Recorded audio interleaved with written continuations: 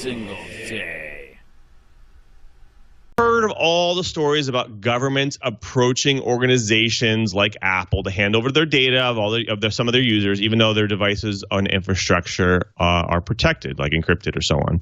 Now, if these companies were big enough, they would sometimes push back in public and make it known that this is not something they would like to do, and it would undermine the trust. But because it would actually undermine the trust of their consumers. Well, the Australian government seems to have a different take on this subject.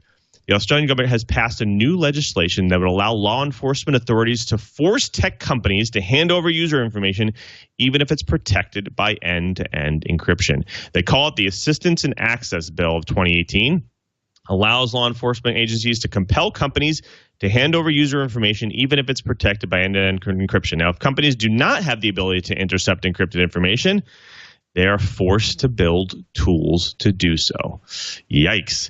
Now, this legislation is not without controversy and drama. Even Apple's weighing in and saying that the legislation will weaken the data and security of all Australians with a reach that could jeopardize the data of companies, citizens, and societies around the world. Why, you may ask? Well, the view is that if there are tools to weaken encryption and security, then hackers will take advantage of this and exploit them, jeopardizing the digital security globally. Whew.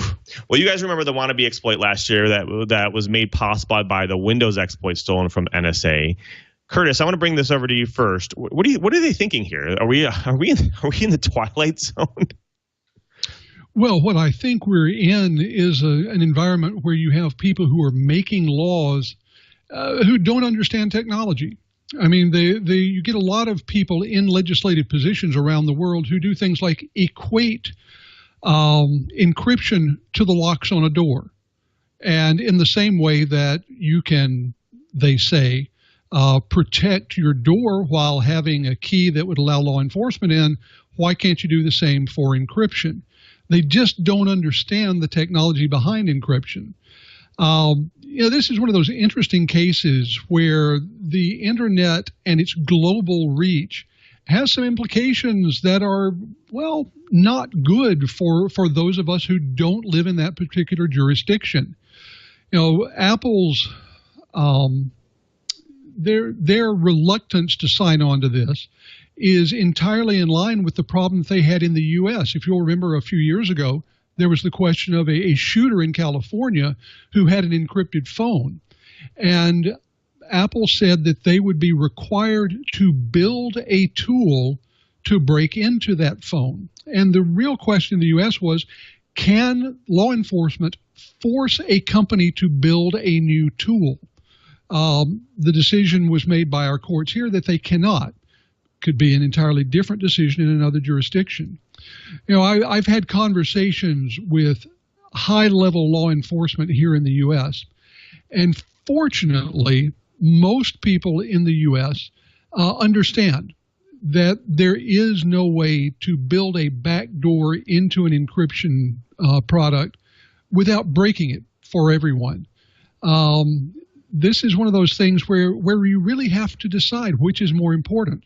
The ability to have secure transactions every day for consumers and people around the world, or to make it the job of law enforcement easier on those rare occasions when they need it.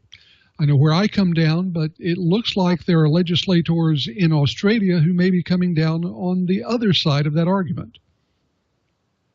Right.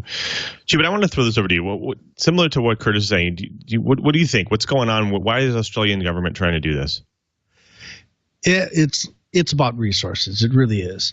If you have really, really strong encryption and you have to start spending like the NSA does in order to break open encrypted communications of the bad guys, all of a sudden your budgets to do so start skyrocketing.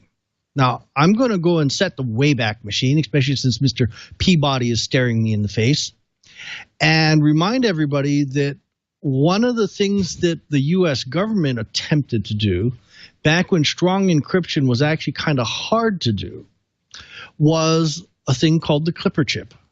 It was basically an encryption processor back when encryption processors hadn't really existed. And they purposely designed in a backdoor for the federal government so that the NSA wouldn't have to go and, you know, spend quite so much money to break into this kind of communications.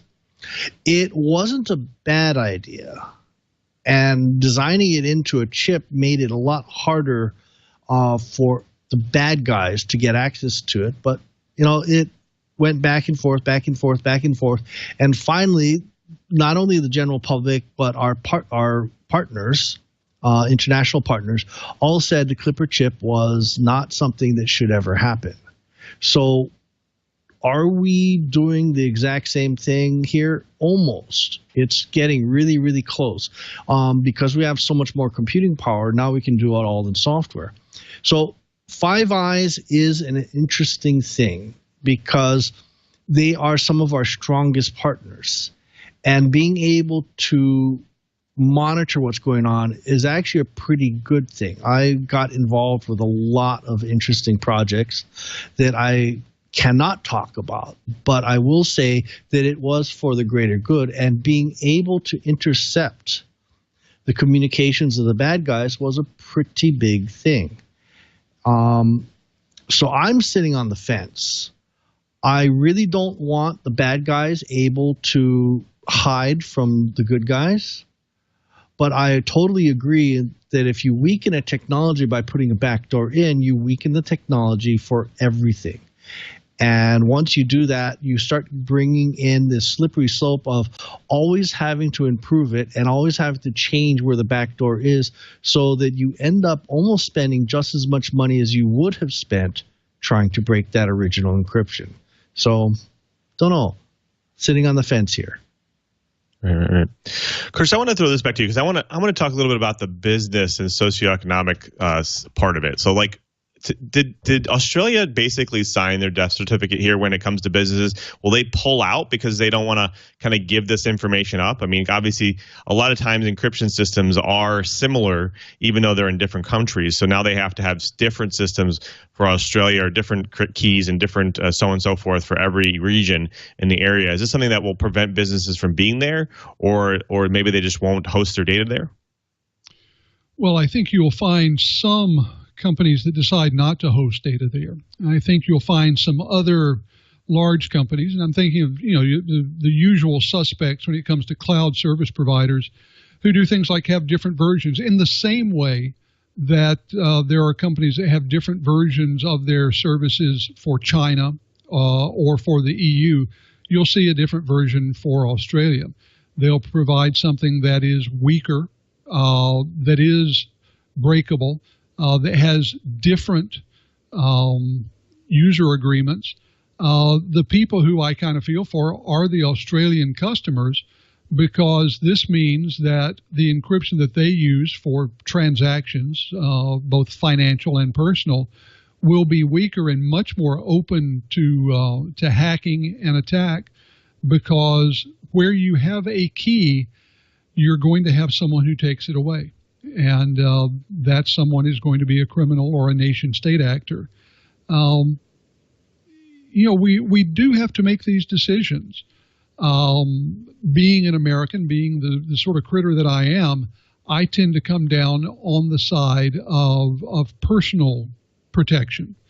And, you know, depend on law enforcement and national security people to do what they need to do, using the tools they legally can use in order to keep us safe.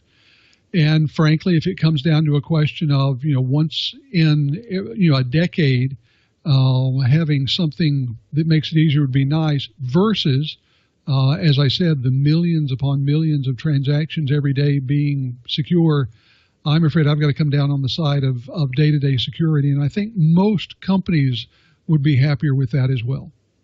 Right.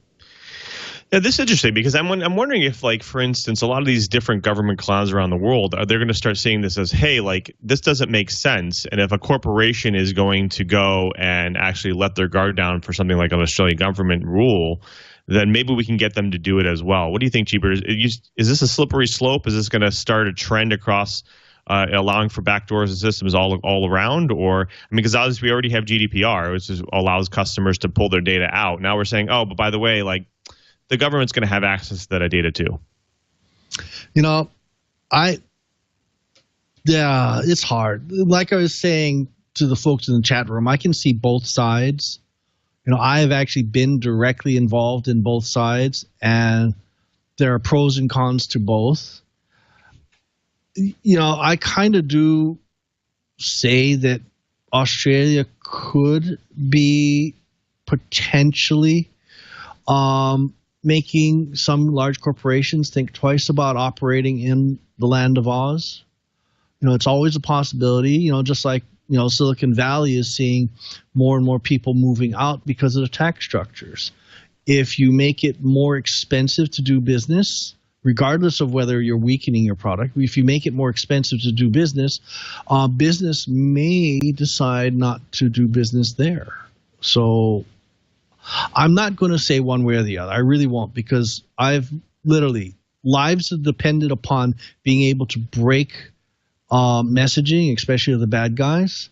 But I really and truly don't like weakening a good product. So I'm not going to say one way or the other. I just think there's a really, really good argument on both sides of the fence. Right.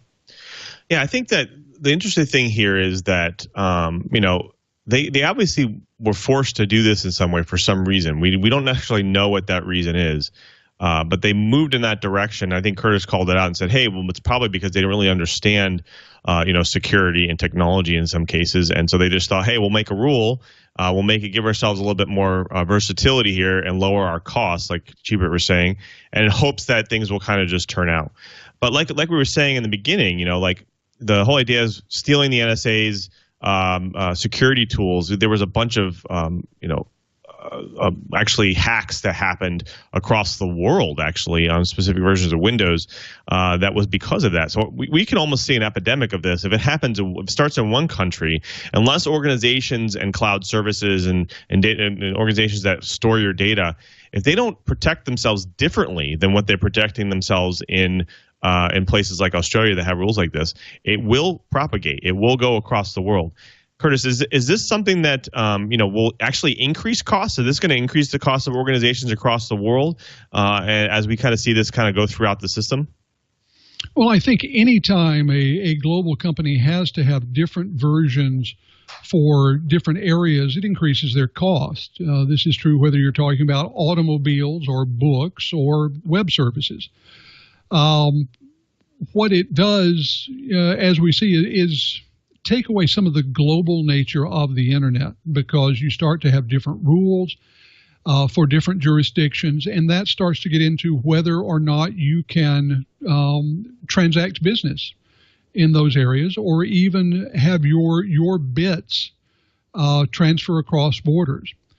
What I am worried about, we've seen a number of times nations try to put greater and greater limits on the internet.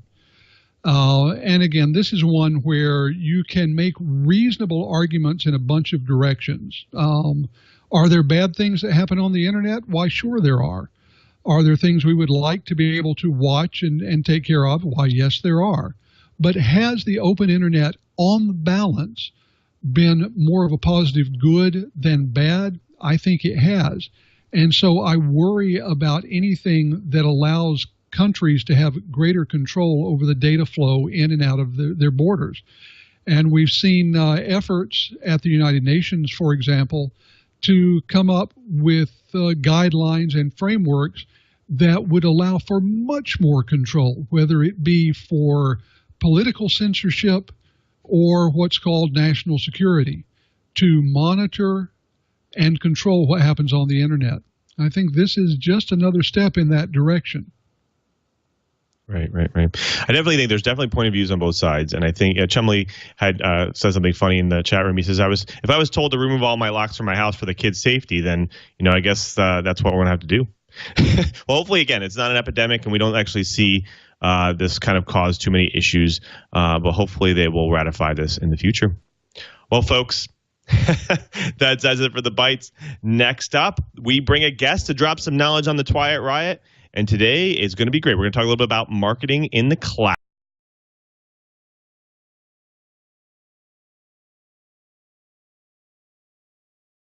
Australia's vague anti-encryption law sets a dangerous new precedent.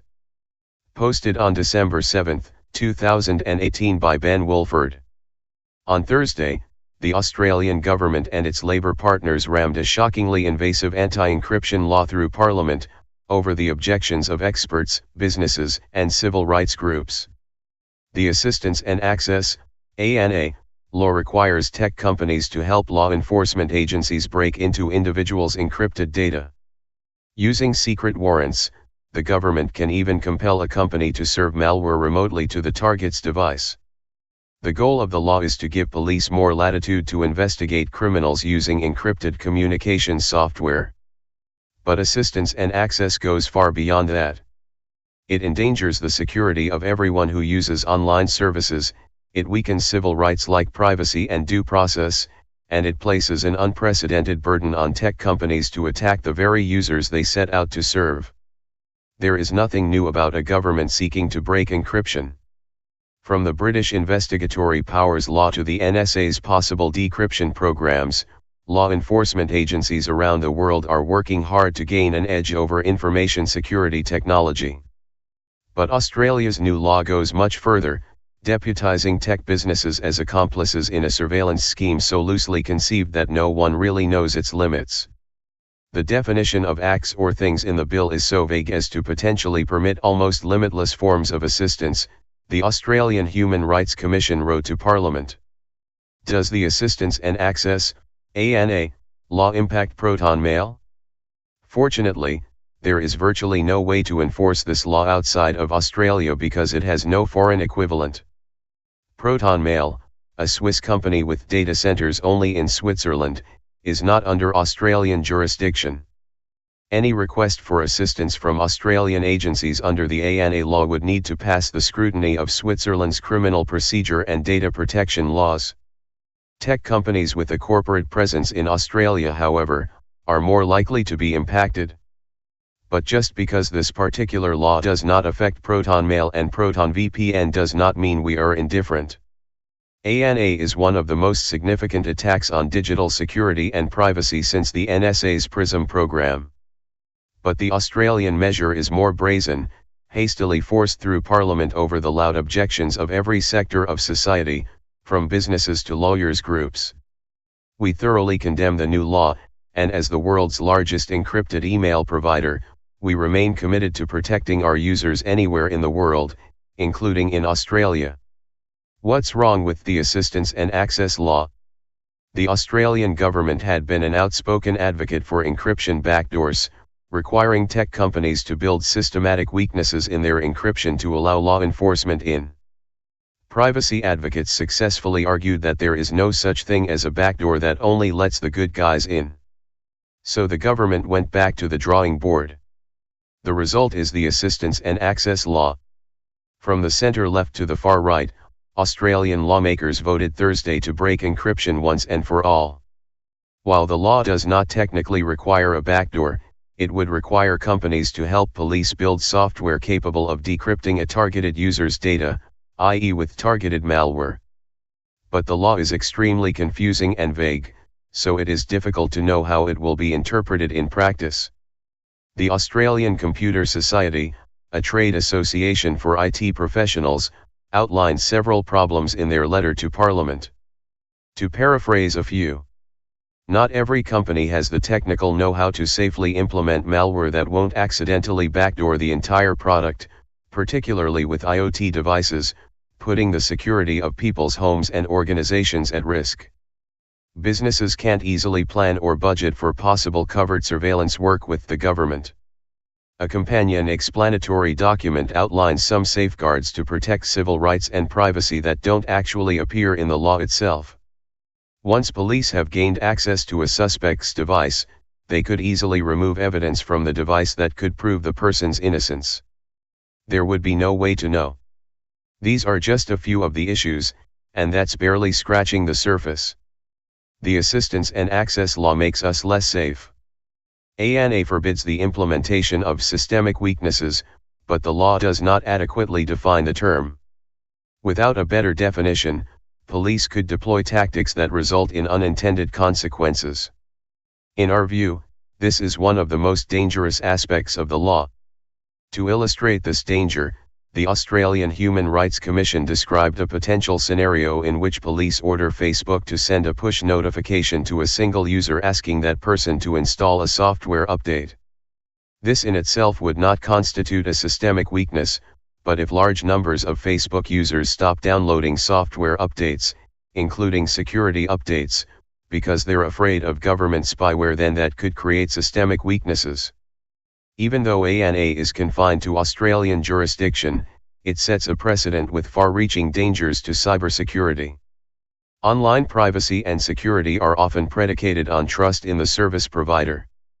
Australian Parliament has single-handedly undermined global confidence in any software maker with an Australian presence, including Facebook, by extension WhatsApp and Instagram, Google, and Apple. The law's easy passage may also encourage other governments to create their own versions. But because Australia is a member of the Five Eyes intelligence sharing arrangement, some foreign intelligence agencies may not even have to wait to reap the benefits. The governments of the US, UK, Canada, and New Zealand can gain access to whatever information Australian spies collect using their new ANA powers. Protecting encryption in the wake of assistance and access. We are not opposed to law enforcement, and we respect the important role that law enforcement has to play in ensuring security both online and offline. Similarly, many law enforcement officials also understand the importance of technologies like end-to-end encryption, and many even use Proton Mail themselves. As we have previously noted, the widespread use of encryption can actually further governments' national security goals. It is critical that we strike the right balance. In our opinion, the ANA law does not do this, and in the long run, will make us all less safe. The solution is education. The way we protect privacy rights is by helping citizens and lawmakers understand that data security and crime prevention are not opposing ideas. Simply put, encryption prevents far more crimes than it enables. But more importantly, privacy is a pillar of democracy, and encryption is how we ensure our democracy survives. The fact that it also makes our online data safer in the process is an added bonus. For these reasons, we remain committed to our mission to expand access to privacy and security online. You can support these efforts simply by switching to a Proton Mail secure email account and educating those around you about why privacy and security matter. Best regards. The Proton Mail team.